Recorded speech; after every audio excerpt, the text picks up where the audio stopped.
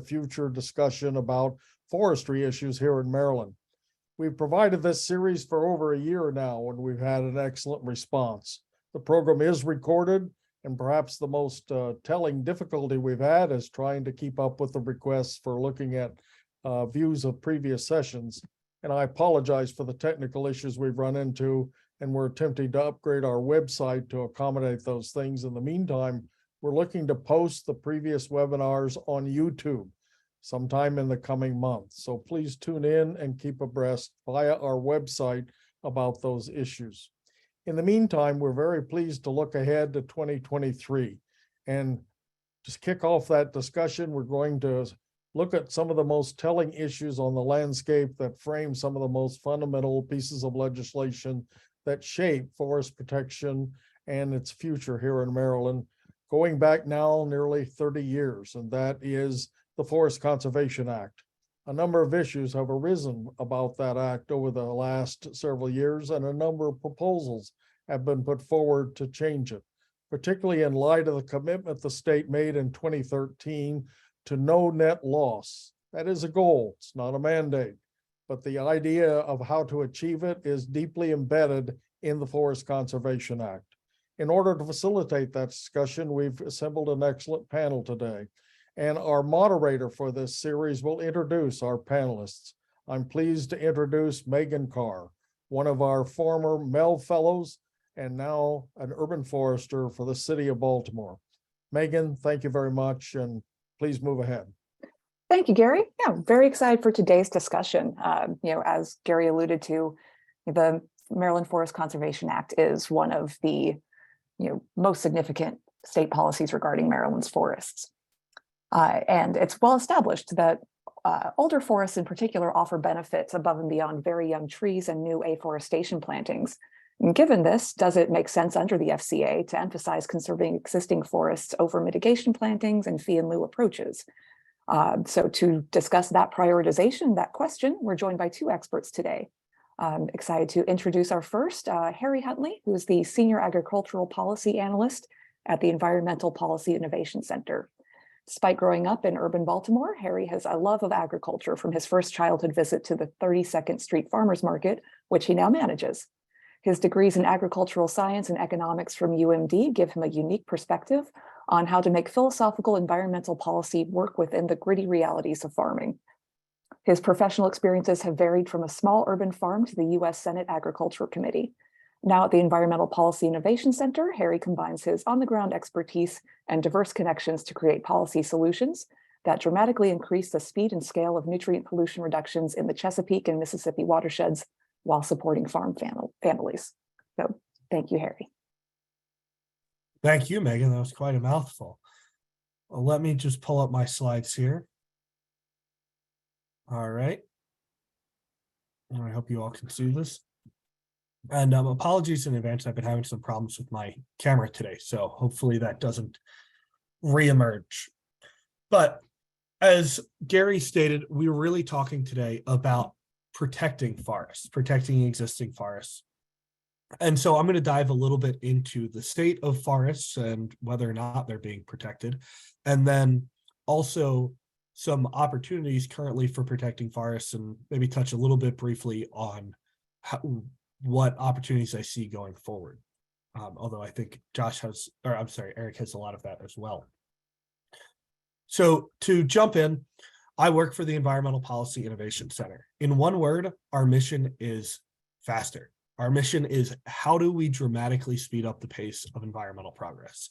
And as Megan was saying, I work a lot on the side of agriculture, but we really touch on every aspect of, close to every aspect of environmentalism that you can think of, from farming to lead service pipes going directly into people's houses to generally ecosystem services from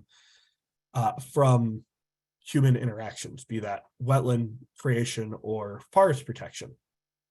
And I'll just add that while we're a relatively new nonprofit, we've been around for just about 5 years now. We've been growing rapidly. This picture has 21 people on it, and it was accurate a month and a half ago. And yesterday on our staff call, we had 26 staff. So not only are we saving the environment faster, but we're growing ourselves pretty fast too. So I want to jump in just by taking a look at Maryland. This is a satellite image of Maryland. I think it was actually taken by NASA. And you can really see a little bit about what our state's land cover looks like. In the western portion, it's more green. In central Maryland, there's a lot more gray. And then on the eastern shore, there's a lot of lighter green, which is farm fields. But this really can only tell us so much. We're just looking at a picture, and we're looking at it from a pretty low resolution. So how do we really know from this picture how much of our state is forest? I can take an estimate, but it's not very precise. So are there better tools? Well, yeah, there are somewhat better tools. This is from the Maryland Department of Planning. And this is what they use to see the land use for each one of our counties. And again, you can see pretty clearly that Central Maryland is more, in this map it's purple, but it's basically industrial or residential or commercial. And Western Maryland, very high in forests, and then farm fields out on the eastern shore. So this is great. This is really helpful in some ways to be able to see long-term trends in Maryland. But, and I didn't include a picture of this because I didn't think we needed to zoom in, but if you try to zoom in on this, you're still talking on the scale of miles. The smallest that the map gets is 0.1 mile across. And so when we know that trees are not individually 0.1 miles across, it can be really hard to understand, are we actually gaining trees or are we actually losing trees? Are we gaining them in one area but losing them in another area? Are we gaining trees but losing forests, or any of these other complex questions from such low resolution data, from such large scales? And it's not just me saying that. The General Assembly actually recognized the exact same issue. And so in 2021, they passed HB 0991, the Tree Solutions Now Act. As many of you probably know, and I'm sure you've heard on these webinars before, the most foundational forest protection law in Maryland is the Forest Conservation Act. But the General Assembly regularly passes other legislation that touches on trees and forests and forestry. And this is one example. So among other things, and we'll get to what some of those other things are later, this legislation requires the Harry Hughes Center for Agroecology to conduct a technical study understanding how forest cover has changed in Maryland at a much more precise level. And full disclosure, I used to work for the Hughes Center. I got to do a little bit of work on this study, but I think it is just remarkable. So I'm going to share a couple of their headline findings with you. First of all, I think we should start off by discussing the difference between forest cover and tree canopy. When I first started working on this study, I did not really know that there was a difference, but it's really crucial. Forest cover refers to very much what it sounds like, larger tracts of forested land, while tree canopy is a broader categorization that includes more individual trees. So think about if you ever drive like across Cold Spring Lane in Baltimore and you get all the way over east where it starts being more of a boulevard and there's trees in the median, or many other parkways exist all over the state and they have these trees in the median. Those would be tree canopy, but not exactly forest cover. So what the technical study found by using a 1 meter by 1 meter data set, so we're talking much more precise here than our old 0.1 mile data sets, was that forest cover represents about 40% of the state, 2.5 million acres. Now that's pretty darn impressive. Not every state can say that they have 40% forest cover, but certainly some have more. And then that tree canopy is 3.1 million acres, right? So again, by having this higher resolution data set, we're able to isolate the difference between a whole forest and just a couple individual trees. But unfortunately, we are not meeting that no net forest loss goal. Between 1999 and 2019, forest cover was decreasing at a rate of 0.23% annually. So that's not an insane number. It's not huge, but 0.23% is significant. The good news, though, is that it seems to be slowing down. From 2013 to 2018, that forest cover, that same number, was decreasing by just 0.14% annually. So you can think of it as if our forests were dramatically dropping, it's slowly leveling out. And so the hope really is that eventually we'll be able to move to it, not just a no net forest loss, but maybe even forest gain. And I think this study supports that idea based off of the concept that we're decreasing the rate at which we lose forest. But a really key part of this, and something that we're kind of only able to get because this study has such a high resolution, is that there are huge regional variations. That the only area that really gained forest cover, some areas gained tree canopy, but the only area that gained forest cover was the lower shore. And yet 50% of the loss of forest cover was coming from just two counties, Montgomery County and Prince George's County.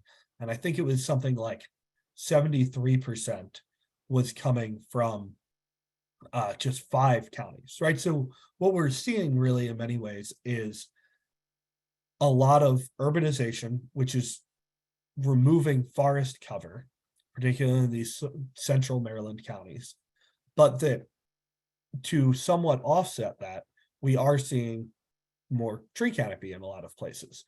Cities are doing more to have urban tree plantings and other aspects that are allowing us to have more trees, even if not more forest. But all of that is needs to be contextualized by the fact that the state has grown an incredible amount by 17% from 2000 to 2020. So the fact that we are decreasing the rate at which we're losing forest while we're increasingly gaining people is in some ways a win. Now, the real conclusions from this study that I think are super important for us to pay attention to are that forest loss comes from development. So then the question becomes, how do we prevent that, right? If we recognize that forest loss is what we don't want, we want no net forest loss. The question has to be, how do we prevent development? And I think we have a really good example right in the report. All three of these are direct quotes from that report. They say that in 2018, 33% of Maryland's forests and 9% of our tree canopy outside forests. So that's when we say tree canopy outside forest, we're talking about the portion of tree canopy that is not covered by the forest cover number, were protected by government parks or by private easements. And that these protected lands had much less forest loss, right? And a higher rate of tree canopy increase compared with the general statewide rates.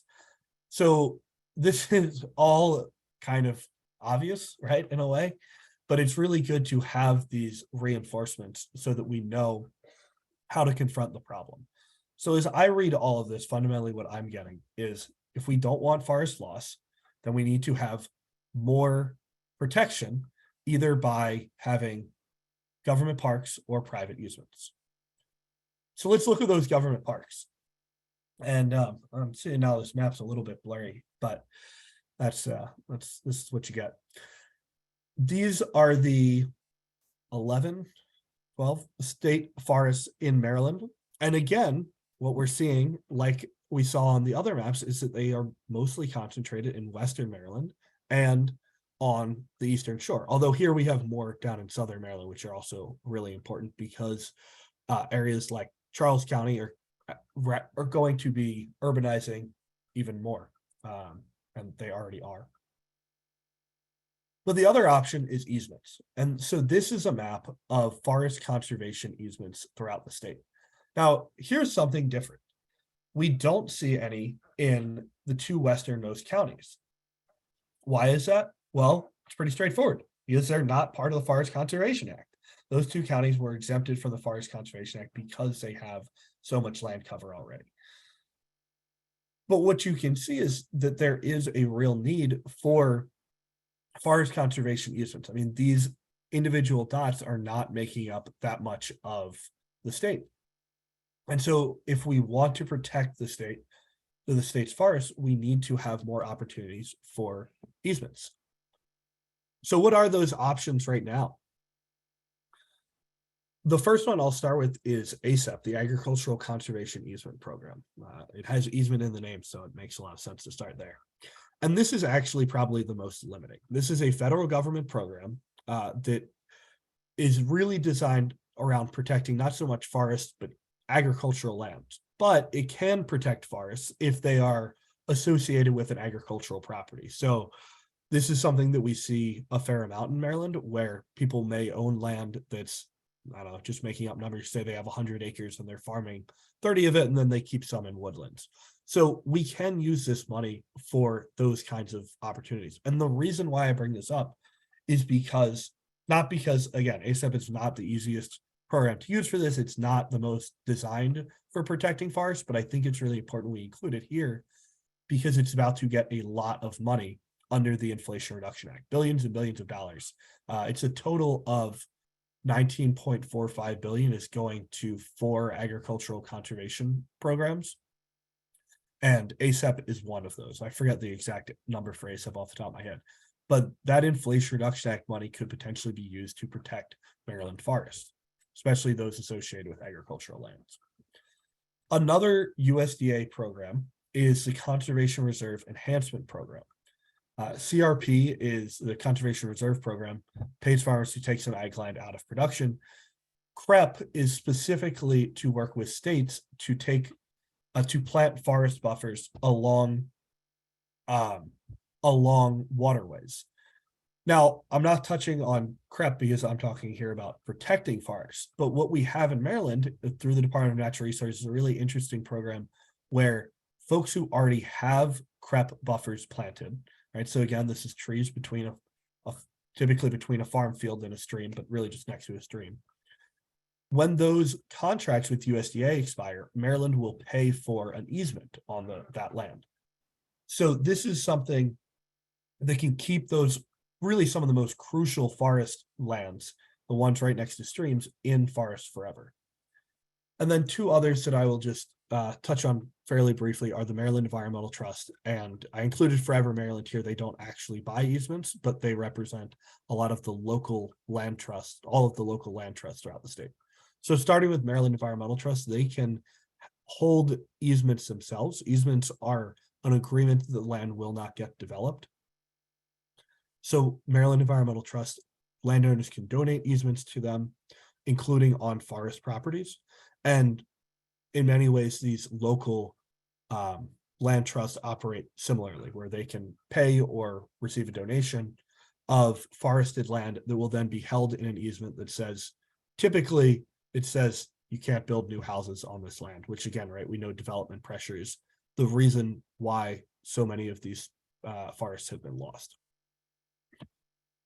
One other thing that I will just touch on a little bit is forest mitigation banking, and this is starting to veer into the realm of planting new forests, but I think it's important because any of the new plantings do require an easement on them so that they can't get developed later. And now we're going back to HB 991. I mentioned it includes some other things. One of those was a clarification about forest mitigation banking easements. So there was an opinion issued by the Maryland Attorney General's office, I think in 2020, that basically said under the Forest Conservation Act, mitigation banking cannot be done by just preserving existing forests. So for those of you who don't know, forest mitigation banking is if a developer needs to take down some trees, they are generally, except again in those two westernmost counties, they're required to offset that somehow, either by planting new trees on the property or potentially by planting trees off the property, or by purchasing a mitigation banking credit from somebody who themselves has planted trees off the property, or by paying someone to put an easement onto that land that has trees planted on it already. Well, so they got told by the Attorney General that they weren't allowed to do that. This HB 991 went back and said, actually, yes, you can. The General Assembly allowed forest mitigation banking that is just easements, just protections, to count as forest mitigation banking, but they said that it has to be at a 50% ratio, meaning if you're going to tear up 1 acre of trees, you have to preserve at least 2 acres of trees. And then the last thing I'll note on forest mitigation banking is just that it's very county specific. So I'm talking in really broad terms here. While the Forest Conservation Act sets some requirements for forest mitigation banking, it's largely decided how they will implement those at the county level. And so each county has specifics about if they're going to, how much they're going to let you pay for a fee in lieu, or how, what they consider a priority area, and all those different things. And then I will conclude just by noting that I think we really need to also consider smart growth. We need to consider, how do we decrease the demand for development on these properties? If we're really talking about protecting forests, it shouldn't just be, let's have government or even developers put money to protecting them. We also need to think about, how do we drive down the demand for destroying them?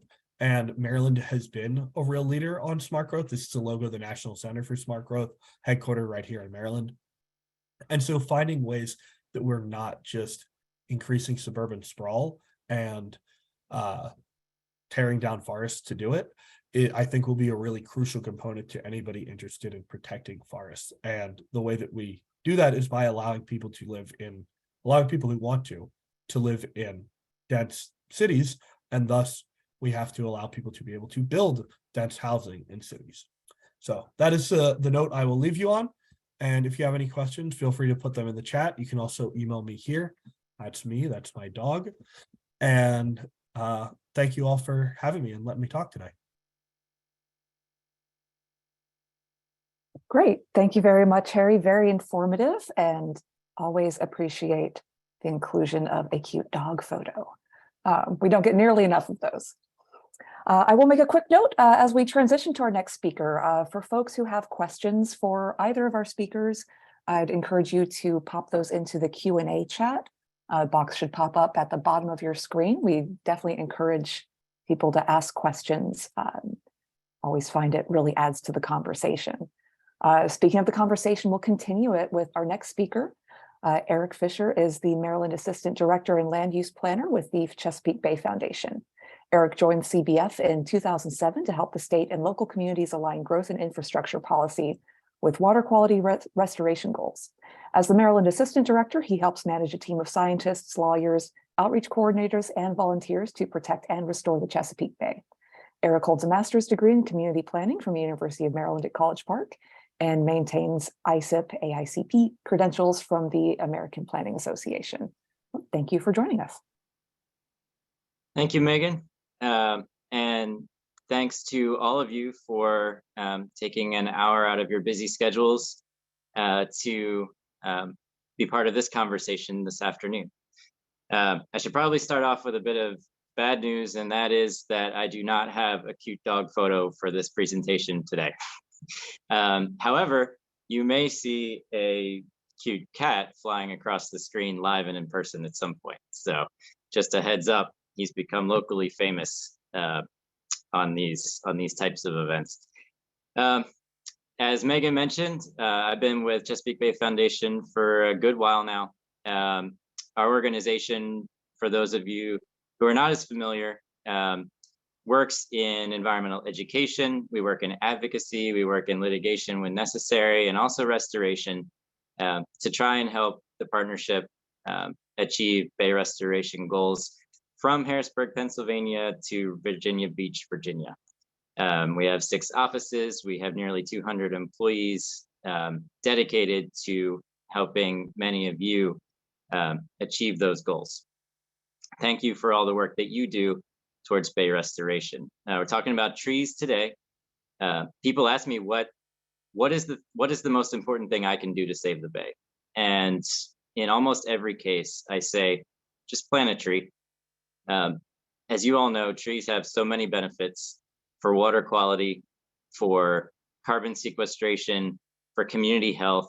They really grow at the intersection of so many of our shared goals for environment and people. That's not surprising. Trees have been a symbol of life and vitality and growth and health for as long as humans have been writing things down or drawing pictures. Many faith traditions use trees as a symbol of life. And I think it is fitting, and I'm proud to live in a state that has a Forest Conservation Act. Gary mentioned the focus of today's webinar is talking about preservation and planting and finding the right mix and the right balance of those things. And I would start out by saying the Forest Conservation Act has conservation right in the title. So the preservation of existing trees absolutely should be a primary goal of regulations governing what happens to forest during development. I think we also understand, especially with the Hughes Center study results, that planting new trees and expanding that forest footprint is equally essential to maintain the forest, a constant level of forest cover in the state. I would like to see us get to a point where we're not only achieving a good balance of conservation and new plantings, but that those two actually work together to support each other. Can we plant in ways that support conserved forests? Can we conserve forests in ways that help encourage new growth, whether it's natural regeneration or additional plantings done by human beings? So that's what I'd like to get into a little bit here before we conclude today. I'd start just by highlighting a few of the specific mechanisms in the Forest Conservation Act that work towards preservation of existing trees, and then those that work towards new plantings. And I think that might help focus the challenge in front of us. First off, on the preservation side, there are a few different knobs that you can turn in the FCA to encourage preservation. One is the concept of priority forest. In the Forest Conservation Act, there are certain categories of forest that law identifies as the most important to conserve during development. This includes forests that cover particularly sensitive environmental features like steep slopes, wetlands and their buffers, streams and their buffers, those kinds of things. It also covers the largest and most contiguous forest patches on a site, because we know that large contiguous forests provide special benefits for water quality and for wildlife habitat. I think one of the challenges that we've seen with the priority forests section of the FCA, or at least that CVF believes is something that could be improved, is that those criteria can be vague at times. Vagueness provides some flexibility for our dedicated local government forest managers who work every day to implement this act. But in some cases, it can be a real challenge to make sure that we are able and have the backing of the law to protect those most valuable forested tracts when they are proposed for development. A second mechanism in the FCA to preserve forests is the conservation thresholds. This is not an exact definition of a conservation threshold, but roughly it is the bare minimum expectation for the amount of forest on a site that is protected from development. It is the point at which the mitigation for clearing jumps dramatically from 1/4 acre per acre cleared to 2 acres planted for every acre cleared. And that threshold varies depending on what type of development is proposed and zoned for the site. But generally, you're looking at between 15 to 25% of the site retaining in forest under the conservation threshold. So that's another mechanism that works towards preservation to encourage it. In some cases, it may be that those thresholds are too low, and we'll talk a little bit about that in a second. The third mechanism is a retention credit itself. So if a developer saves more forest on a site than is expected, not required, but expected by a conservation threshold, then there can be a credit back to any forest that is cleared for that additional retention. Challenges in many jurisdictions, this retention credit is out of balance with the planting requirement, and it's interpreted as a full acre for acre credit for retention against only a quarter acre required replanting for every acre cleared. That is part of why we experience a net loss of forest under the Forest Conservation Act. And finally, there's forest mitigation banking. That was covered earlier in the presentation, so I don't need to get too far into that, except to say that one of the findings of the Hughes Center study was that the vast majority of forest mitigation banks in the state have been for existing forest that is preserved. 81% of the acreage in forest mitigation banks the study found was existing forest, while only 19% was newly planted forest. This reflects policy decisions, and as I said at the outset, forest preservation is absolutely a key component of the Forest Conservation Act. But when we have almost a 5-to-1 ratio of existing forest banks versus newly planted banks, we very quickly understand why we're experiencing a significant net loss of forest under the Forest Conservation Act. The mechanisms for new plantings in the FCA are pretty straightforward. When you clear a certain amount of acres, then you have to replant a certain amount of acres. And I talked about what those expectations are. Fee in lieu programs and forest mitigation can also be used to plant new trees as well. I think the challenge here and the question that we're all considering today is the current balance of preservation incentives and mitigation requirements resulting in a maintenance of forest footprint that we are comfortable with? I think the Chesapeake Bay Foundation believes that we need to tweak that balance because we are continuing to lose forests. The Hughes Center study shows about 3,000 acres a year, and that the primary cause is development. So can we restore some balance, and then can we encourage both preservation and planting to work together for better outcomes? We see a few opportunities, and I'd like to spend the remainder of my time running through potential areas where we can encourage these things to work together. The first is the math in the FCA.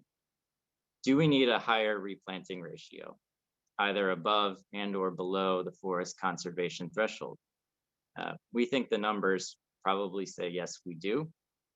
That has also been the conclusion of a number of local jurisdictions around the state who have increased their replanting ratios over the last few years. Anne Arundel County and Howard County moved to half acre to replant for every acre removed above the conservation threshold. Frederick County moved to full 1-to-1 replacement, matching their neighbor Carroll County, which has had 1-to-1 since program inception back in the 90s. As an aside, I grew up in Carroll County, and there were tree tubes everywhere. Tree tubes were a part of my experience growing up before I even knew what they were. I just thought they were part of the landscape. And I'm still proud to have grown up in a county that placed that much of a priority on forest planting. I think it's paid off over the years. Places that had tubes when I was a kid, beautiful mature forests now. A second opportunity under the heading of the math in the FCA is that forest retention credit.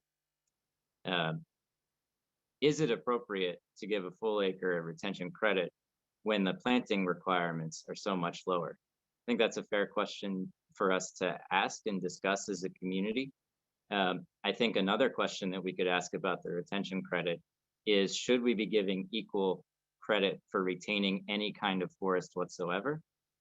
Or is there more value to retaining, say, priority forests, and perhaps a retention credit that recognizes more value in protecting a priority forest and relatively less credit for protecting other kinds of forests? Maybe it's time for that conversation in the FCA. And then finally, the role for local flexibility. I mentioned a moment ago that there are some counties across the state that are taking the initiative to strengthen various requirements in their FCA.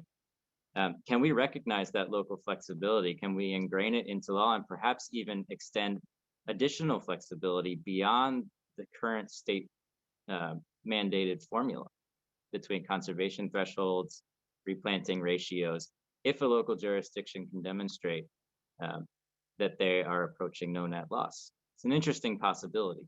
And I'd love to have conversations, especially with local government managers who live this every day, about that potential. And then the second major area, I think, is this concept of targeting and synergy between preservation and planting. If we are going to make sure that preservation is an important part of the Forest Conservation Act, what else can we do to make sure that the areas we're preserving hold the most conservation value? I know that many of you in local government who are implementing this act already have tools that help you do this. Can we incorporate some of those more into the statewide law as well? Known areas like targeted environmental areas, FIDS habitat, buffers and shorelines, our green print map, drinking water protection areas, tier 2 watersheds. These are all areas where forests play a vital role in their protection and continued health. How can we use those across the state to target our preservation under the FCA? Secondly, we have new and emerging tools that can help us even put a dollar value on preservation of forests and the ecosystem services that they provide. I believe there's also intrinsic value to forests. They're equally important, but it never hurts to have an economic argument to save trees. Tools like the Department of Natural Resources Ecosystem Services, the University of Maryland's carbon sequestration modeling for forests. These are exciting tools that perhaps we can apply to help target our preservation in the FCA. In terms of new plantings, it matters where they go. And in an urban area, the answer might be different than a more rural area, but generally, can we target our new plantings under the FCA to reconnect some of that green print network, some of our green infrastructure? Can we expand our interior forests by planting new forests along the edges of existing forest patches? Can we buffer those patches that have a little bit of FIDS already? Can we make that FIDS potential area bigger by expanding the edges of our forests with new plantings? And then thirdly, under the idea of both flexibility for smart growth, as touched on earlier, as well as the value of protecting our forests, could we potentially give planting credit for restoring degraded existing forested areas under certain conditions? We know that replanting requirements in densely packed urban areas, that's a tough sell. That is not an easy thing to implement. So could we get a little bit more creative and authorize a situation where a developer could get credit for improving the quality of an existing forested stand that had been degraded by invasives or wildlife, lost its understory, lost some of its soil quality, and those kinds of things? I think that might be an opportunity. And then finally, when we're talking about forest preservation banking, yes, the General Assembly provided that opportunity to local governments, but yes, it was also sunset. I know some of you are familiar with that impending deadline. And that many counties have dispensed with it altogether because that sunset is not far enough in the future to allow a development project under review to take advantage of it even today. If the General Assembly were to eliminate that sunset, I think Chesapeake Bay Foundation sees a role for that approach. But we want to make sure that the forests that are being preserved under that program are truly at risk for future development. Areas that are already eased, that have their development rights removed or are built out, such as a subdivision remainder, probably not the best place to focus our conservation energy. Parcels that are already protected functionally by local regulations, whether they're stream buffer regulations or wetlands or those kinds of things. Of course, those are not 100% impervious to change, But they represent a pretty good chance that those forests are not at risk of impending development. Forests on known very poor soils in areas that are not planned for public service, public utility service, is that a priority for conservation? And then areas that are under heavy conservation zoning, or maybe even in tier 4 areas that are not at risk of development in terms of a major subdivision. Can we tier or prioritize our preservation efforts to make sure that we are keeping the forests that are both most valuable and most at risk of development out of play? So that's just a few ideas, few potential directions that we see at CBF to help restore the balance of planting and preservation and maximize the effectiveness of the FCA going forward. I do want to say that I am always interested in learning more about the implementation of this act, and happy to have conversations with any of you who live and breathe this stuff every day, because I know we have a bunch of experts out there on this issue, and I'd love to continue the conversation. So with that, Megan, I will pass it back to you. Excellent. Well, thank you very much. I had my camera off, so you couldn't see me over here just nodding along with a lot of the points that you made.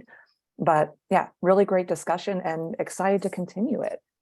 So we do have some questions waiting in the queue, and I would certainly encourage folks to start entering theirs now, and we'll see how many we can address. I think I'd like to start with a question from Ann Harston-Strang. Do you think that other mechanisms such as strong rural zoning or septic tier regulations are needed in addition to easements, and strong forest products market that can generate demand for more forests, as the Southeast US is seeing with expanding forest cover? Yep, I can share my thoughts on that, and then I don't know if Barry has additional things that he would like to say. And thank you for the question. Yeah, I think these things need to work together as much as they possibly can. I think the more we layer things on in a coordinated manner, the better off we're going to be. We have seen situations even where easements get moved. That's not a practice in every county, but it is a practice in some counties. And in that case, we're further delaying the benefits of a forest planting, even beyond waiting for it to grow. Now we have to wait for it to grow twice. So I don't know if that was exactly where you were headed with the question, Ann, but in my view, the more we can do this in a coordinated fashion, the better off we're going to be. And then in terms of the forest industry, absolutely. I think our economic system drives what happens on the landscape far more than our regulatory system. I don't know that a developer would say that, but I think it is true. By and large, that's how it works. And so if we can strengthen the forests industry, let's talk about that. We're open to those conversations. I'll just add to that, as you can tell, Eric and I both really like this Hughes Center study, and I know, Ann, you were helpful in creating that as well. There's a line in here that the one region that didn't lose forest cover, the Lower Eastern Shore, the timber industry is active, right? That part of the reason for that very well might be that there is regrowth there after extraction, and that's why they're having seeing gains in forest cover. So I think that just sends a pretty strong signal to the idea that forest product markets really can support forest growth. Yeah, and in addition to that, there was sort of a related question. I think you both have touched on the topic, but I'll give you a chance to expand if you'd like to, asking if you would please speak on how creating uses for forest byproducts, such as wood from needed forest management practices, can help support forest health and conservation. Harry, if you'd like to lead off on that one. Yeah, I don't know if I can answer this entirely, but I will just sort of talk about one use that I saw recently that was really exciting. A farmer I know who he moved on to some land relatively recently, and the topsoil was terribly degraded. And so he started putting wood chips onto his land. This is a perfect example where it was from not so much well, it is a byproduct, right? So these wood chips were a byproduct that he was then able to create a market for. And not only was there not an NRCS practice code to help him out with it, right? He's improving his soil. You could see how that might be something that we ought to cost share, but he actually got in trouble with the county for supposedly grading his land when he was really trying to provide a use for a forest byproduct and also improve soils. And not to mention putting a bunch of wood chips down prevents nitrogen runoff.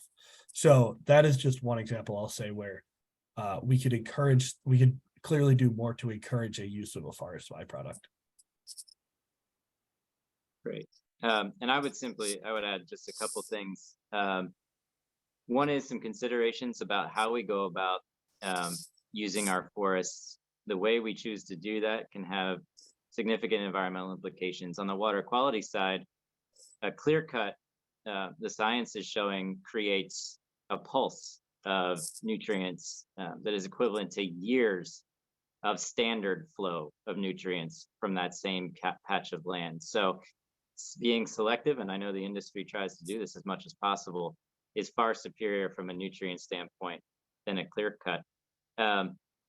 On a related issue, the end product of the forests, I think also matters from a climate perspective. Is that carbon continuing to stay locked up, say in building products industry, or is it being burned and released to the air? There's a pretty profound difference in terms of the climate implications there. And so that's another thing to look at. But by and large, if a forest is economically viable, we expect that it probably will remain as a forest. So we want to look at that as much as possible. Industry is one approach. Incentives are another approach. I think our state would do well to look at ways to compensate landowners for the ecosystem services that a forest left mostly untouched provides. One avenue for that is forest management plans. Sometimes that involves timbering, sometimes it does not, but it provides a more favorable property tax rate. We need to continue to look at incentives like that to help landowners realize the value of what they already have on their properties. Another thing we can think about is not just forest byproducts, but how do we create more opportunities for people to practice agroforestry, where they're growing something like I don't know, some kind of nut trees or fruit trees, and in that way increase forest cover. And we're talking on the scale of probably tens of acres rather than the thousands of acres we need. But I think there is a real opportunity, especially again when you're talking about the climate benefits of that. Growing trees is going to end up sequestering more carbon than growing, say, wheat. So I think while the byproducts market is really important, there's also a market for primary products from forests and from trees. Great, yeah, and we had a suggestion from Gary in the chat asking to comment on the confusion of definitions, especially forest versus tree cover, and how that can create issues with the FCA. Okay, yeah, I'll take that real quick. So beyond the FCA, as Harry mentioned at the beginning, or I think as Gary mentioned in the beginning, we have a no net loss of forest goal in the state, and that's bigger than just the Forest Conservation Act. It's in a separate part of the Natural Resources article. That goal is currently worded as no net loss, or excuse me, maintaining a certain percentage of Maryland, I think it's 40%, in tree canopy. I think what many forest managers know is that forest and tree canopy are not the same thing. They do not entirely produce the same functions. They are both important, but they are separate ecological land covers with different benefits. And so I think the state might do well to clarify its forest goals, a forest goal specific to forest land, while also maybe providing another goal dedicated to tree canopy. Tree canopy is critical, especially in our urban areas. So I think we can speak to our whole state if we were to clarify some of those definitions and goals. Great, thank you. On a kind of separate topic, we've been talking a lot about forest cover, which can be seen in some ways as a quantity question. And Charles Smith has a question more related to forest quality and what efforts are underway to map plant community type and quality so we can preserve and buffer the highest quality and most diverse landscapes. I'll say that's really hard to do. And maybe Eric knows more about how people are trying, but this was a question in that the General Assembly posed as part of the forestry technical study. And we really wrestled with how to answer it, because you can't just send somebody to every acre of forest land in the state and measure it. But at the same time, you can't really tell the health of forests just by looking at satellite imagery, even at a really high resolution. So what I think they landed on was using fragmentation as a proxy for health. And because what we know is that forests that are very limited can't support full ecosystems. And so things get out of whack. If, for instance, if you have a small enough forest, maybe we're getting into the realm of talking about tree canopy here, but if you have a small enough area that it can't support, say, a hawk population, well, then the mice get out of control, and then that leads to all sorts of cascading effects, or it makes them more vulnerable to invasive species.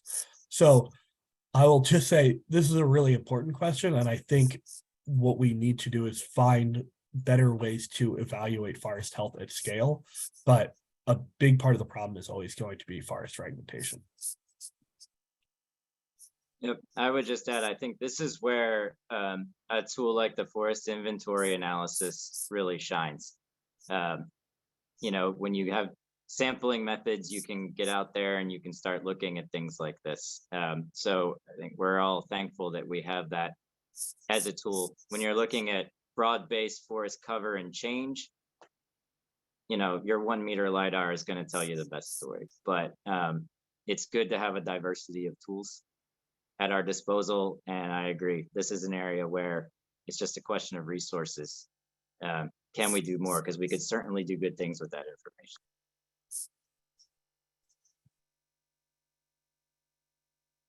Great. Let's see, getting down to the last 5 minutes or so. So we'll try to get a couple last questions in. This is more of a comment, but if you two would like to respond, Jim George commented that the Pretty Boy Resource Collaborative found that easements slowed down the forest preservation. The challenge they found was a gap in the forest management industry, i.e. service providers for intermediate scale work. I would love to hear more about that, Jim. That sounds like useful information. Mm-hmm. Yeah, agree. I would like to hear more of the specifics. I do know that sometimes it can be really challenging to actually get the easements done. Especially, I'm more familiar with that on the federal level and programs like ASAP. And so, especially as some of these programs are seeing more money at the federal level, and potentially as the FCA gets changed, maybe even at the state level, making sure that those easement programs can operate efficiently will be really important to make sure that we're not getting those unintended consequences. The way I like to put it is, if getting an easement through ASAP is going to take 18 months versus if you have a developer knocking on your door offering to give you a check tomorrow, at some point farm profitability has to be met, and so you may have to go with that developer even if it's not what you want.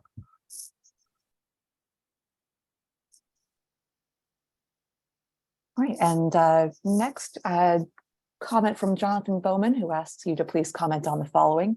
The most direct way to protect priority forest is to downzone property on which it is located. However, this is probably a political non-starter in most jurisdictions. Yes. Thank you, Jonathan. And thank you for your work in Carroll County.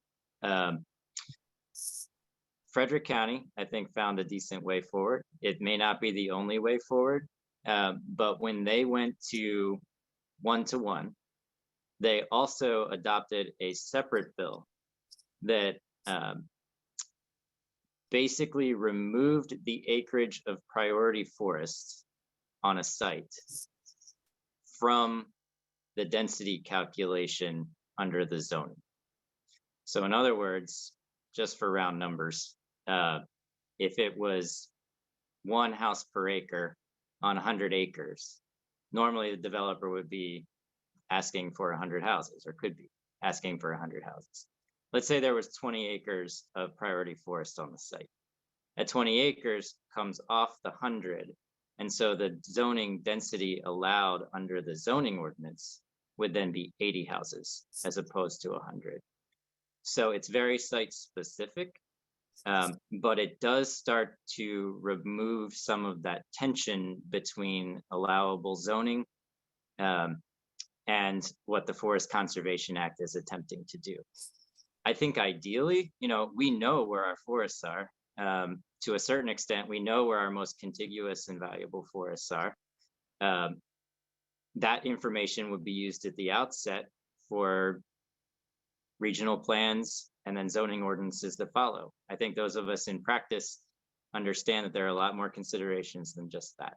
So I'm really intrigued by the Frederick County model and would hold it up to you all to take a look at to see if it would potentially fit in your jurisdiction as well. I can't speak too much to the benefits of downzoning. What Eric just said makes a lot of sense, but I'll say people got to live somewhere. And so while downzoning can be really important, we also need to make sure that we're upzoning in the appropriate places, right? Places like if we made it easier to build dense housing in somewhere like Annapolis, we might get less deforestation in Crownsville. And so pairing that with that downzoning with upzoning, I think it's really important, or else you just end up driving up rents and driving people out of the state, and then they go build sprawl in West Virginia. All right, I think we're at 1:59. I want to be mindful of everyone's time, so we'll just do 1 or 2 more questions. One is, do you think that the Hughes study fulfilled the expected task of evaluating off-site woodland conservation and retention? I will say I do not know the answer. I cannot speak to that particular part. I'll have to go back and read it and check that out. I'm going to give a creative non-answer here. And that is that I'm not sure we still know everything we don't know. I think that legislature requested this study with the intent of revisiting this issue in legislation. And now that the Hughes study is complete, I think we've heard from lawmakers who are interested in finding some resolution. I think there will be questions that we have not anticipated that are raised during those hearings, during hallway conversations. So I would imagine that there is more to learn on this one. I think they gave it a valiant effort. Great, and I think we might need to make this our final question, so apologies to those whose questions we did not get to. But as an environmentalist from another state that has a higher percentage of forest cover, but lower protections than Maryland, where is the best place to start when addressing policymakers regarding creating protections like Maryland's?